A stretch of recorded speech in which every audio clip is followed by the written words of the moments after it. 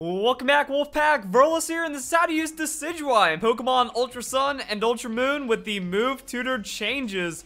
So this video is going to be not that fantastic from the Move Tutor side of things, because when we break down Decidueye's Move Tutors, there's really nothing there. Like, cool, Defog's a Move Tutor now. Isn't this amazing for like almost every flying type poke? Oh, never mind. Decidueye already got Defog before the Move Tutors, and it really wasn't being used a lot anyway, so that's not a massive buff to Decidueye. Synthesis, it's healing. Well, Decidueye already gets Roost, and it learns Synthesis through level up, so that's something. Tailwind is about it.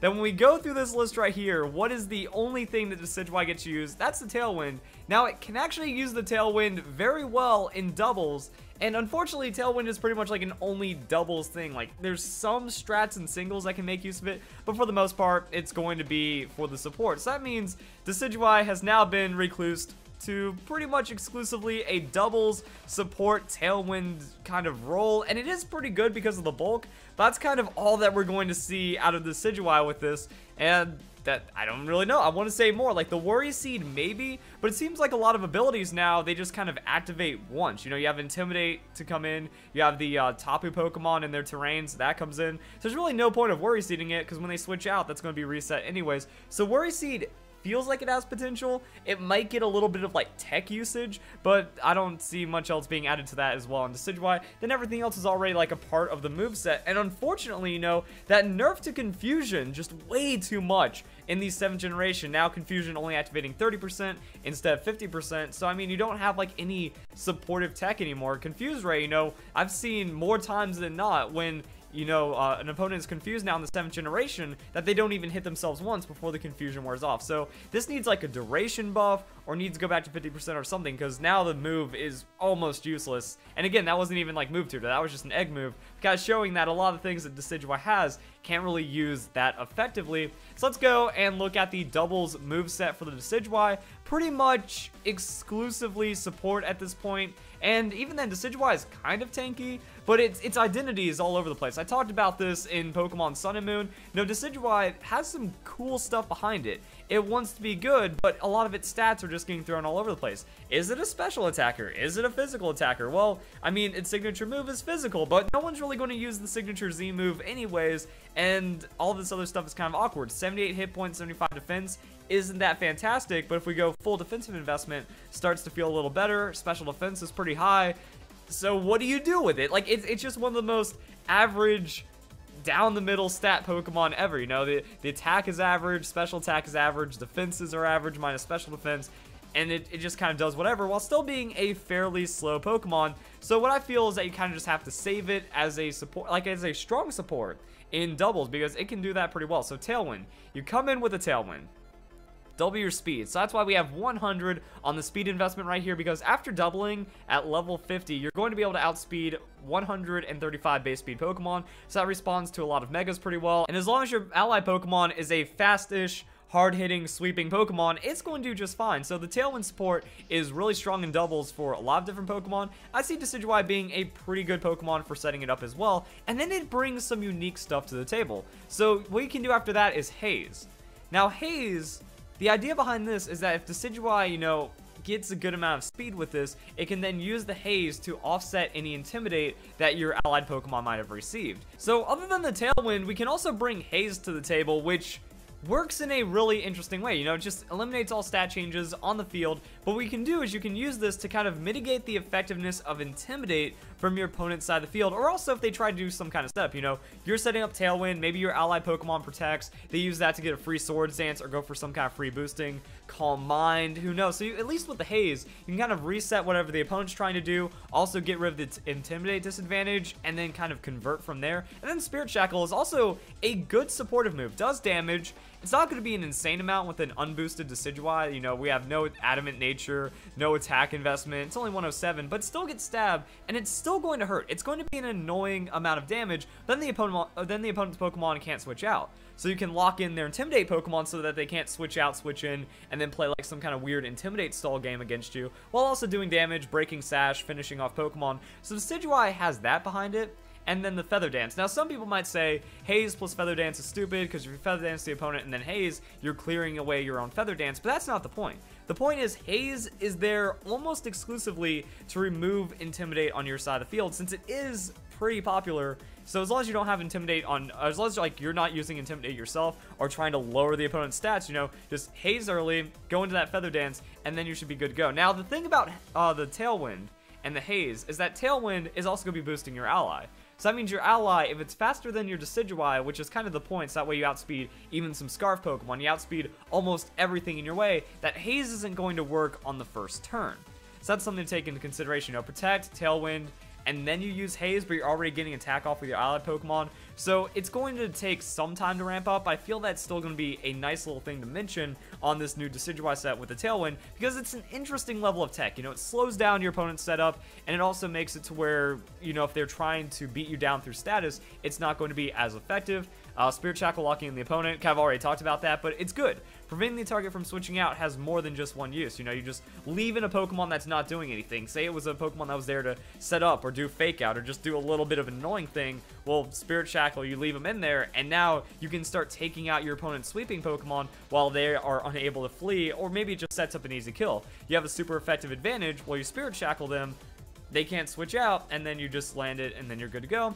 And then the Feather Dance, any physical attacker, they're going to hate this. You know, Tailwind, you're outspeeding them, you cut their attack in half, now they're not doing anything to you, and you have Citrus Berry for the sustain on the Decidueye. But unfortunately, that's it. Like, we could just go back to the how to use Decidueye video, but I mean, I've pretty much already made it. So if you want to learn how to use Decidueye in singles or just what you can do with it, the move tutors don't really change much, so I recommend going back to this original video. Pretty much we have like bulky attacker, not really too much set up on the Decidueye side, but it does have sustain, and it can have bulk, and it can convert interesting damage stuff, so it's worth checking out. It's an alright Pokemon, and the move tutors unfortunately didn't like push it to the next level. What I want to do with the rest of this video is just talk about Dartrix. That one thing that kind of happened over the course of Pokemon Sun and Moon is that Dartrix was being used more than Decidueye because Eviolite bulk, and then the Curse actually works on it. So Decidueye with Curse doesn't really do anything since it works differently on Ghost-type Pokemon.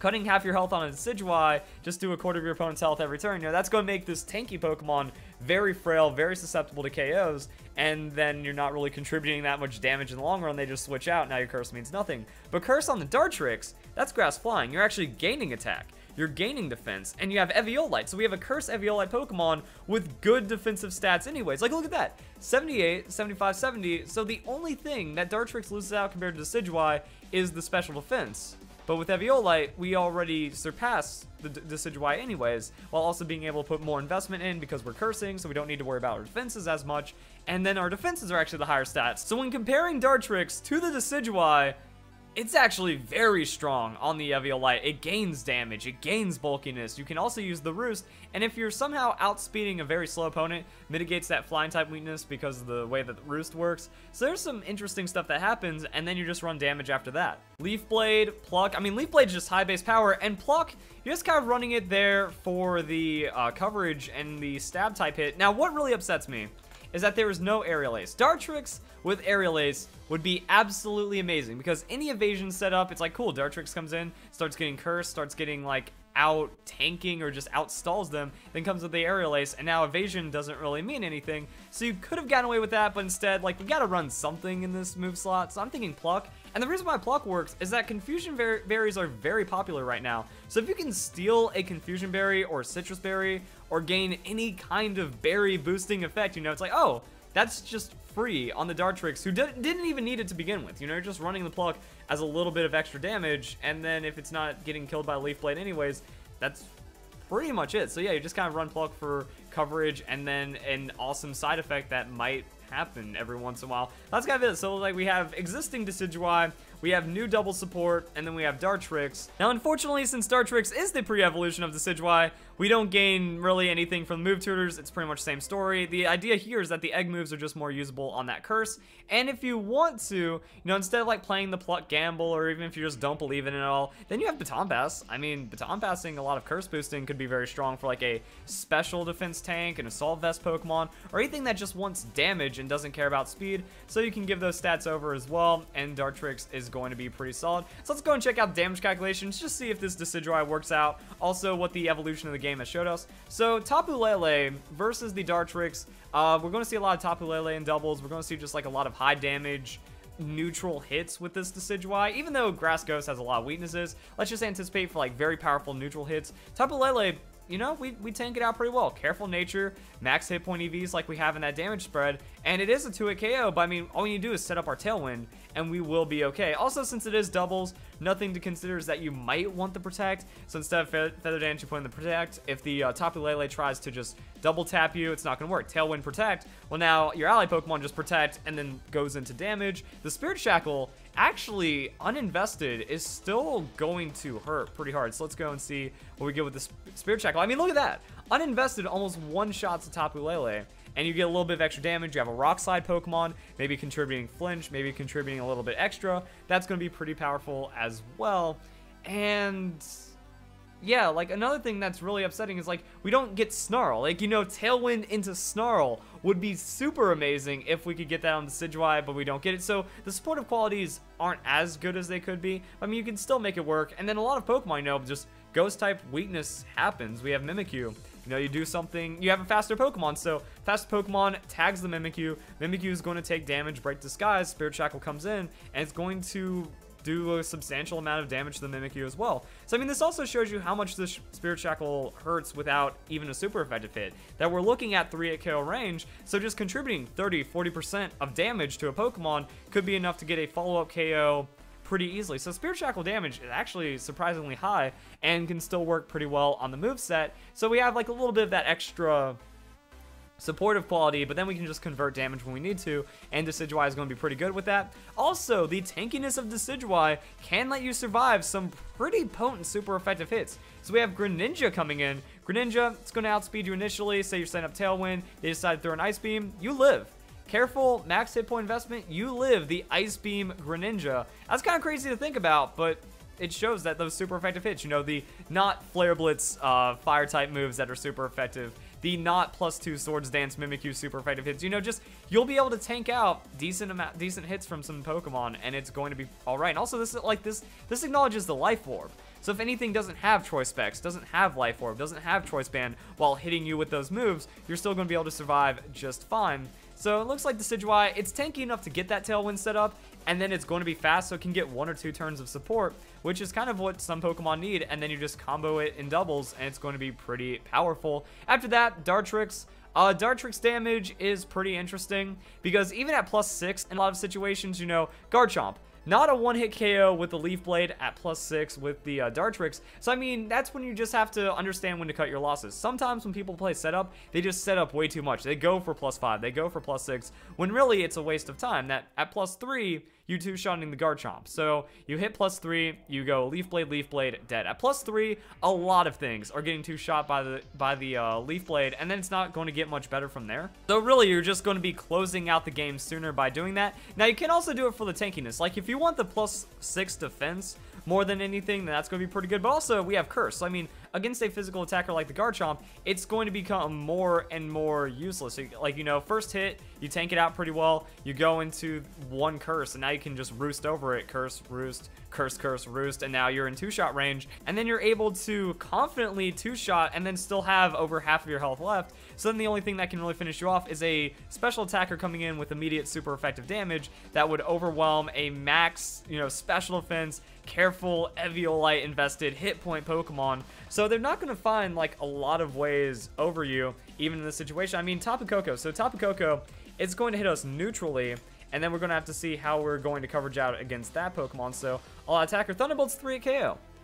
Thunderbolt is a 3-hit KO, Leaf Blade's a 2-hit KO, so I mean, it's not the best situation to be in, but this is going to be some of the highest damage you're going to see from a special attacker. So like, worst case scenario, if you're even a little set up, it should be okay. And then these are also the ranges where like, okay, now the +5 pays off, now the +6 pays off, but it's not something that you have to rush into. If you can finish off a powerful threatening opponent sooner, I recommend doing it, because also a critical hit will pretty much end your day from a physical attacker as well, since it will ignore those defensive boosting. And that's kind of it. So if you guys enjoyed the video, kind of updating Decidueye just a little for Pokemon Ultra Sun and Ultra Moon. Unfortunately, it doesn't like get game broken off of the move tutors or anything. But even when you look at the usable pool of move tutors, not like Decidueye could have gotten anything insane. It doesn't need the pain split, because it already has sustain. Like, it already gets a lot of the things that it's going to make the most use of already, and there was not much else I could have added to it. As for the future, if Decidueye gets long reach, physical set gets buffed because it doesn't have to worry as much. I mean, the Dartrix, instead of having to take tag damage from, you know, Rough Skin, Rocky Helmet, anything like that, it's just going to be free, but it's not like a game-breaking, Pokemon-breaking ability either. So it'll be a nice little quality of life change, but we don't see anything that made Decidueye take off. And again, I just blame the stats. I blame this strange identity that Decidueye has. That sometimes it wants to do things, sometimes it doesn't. Like, it even gets nasty plots. So are you going to, like, dedicate a turn to setup and then go for the damage after that, but you're a slow Pokemon, so you're already taking hits anyways? It doesn't really matter. So if you guys enjoy the video, hope you all have a nice day. Thank you very much for watching.